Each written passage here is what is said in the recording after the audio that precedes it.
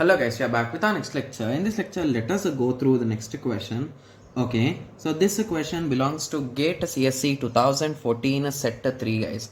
The question is an operating system uses shortest remaining time first algorithm. Okay, for preemptive scheduling, that's good. So they gave the arrival time, burst time and all those things, and they are asking average wait time guys. Okay, so let us start the process. Okay, so now the time is 0, right? Yes. So once 0 is a hit, only one person is in our list. Okay, so only one person is in our list, and up to 2 no others came. So up to 2 P1 will take the charge for 2 seconds. So indirectly P1 will be left with the 10. So once 2 is the time, so at that time P2 came and his clock, his requirement is only 4. So hence P2 will be given charge for 1 second. So now the time is 3. So now all these 3 people are inside, right? Yes. So among these 3 people, who is minimum? P2 is minimum. So P2 will continue for the next up to 8. So indirectly it will complete its whole 3 seconds, right? So here now the time is 6. Okay. So now among P1 and P3, who is minimum? P3 is minimum. So P3 will take charge for the next 2 seconds. So now the time is 8. So here we are left out with 4 and now everyone is inside. So basically P2 completed. So 0, 3 and 8. So 3 people are inside. Okay. Yes. So 10, 4 and 5. So among 3, who is minimum? 4 is minimum. So P3 will continue for the next 4 seconds. After that P4 will start and P4 will continue for the next 5 seconds. After that P1 will continue for the next 10 seconds.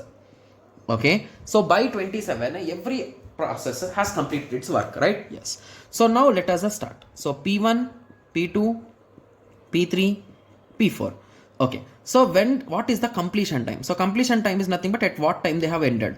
So at 27 P1 ended, at 17 P4 ended, at 12 P3 ended, at 6 P2 ended, right? Yes. So what is a turnaround time guys? So turnaround time is nothing but completion time minus arrival time. So it is a 27, 4, 9. Okay, so I think here also it is 9, right? Yes. Okay, so now what is a wait time? So wait time is a nothing but turnaround time minus a turnaround time minus burst time. So it is a nothing but 15, I think. So yeah, similarly here it is 0, here it is a 3, here it is a 4. Okay, so now again we need to do the average. Remember one more thing guys.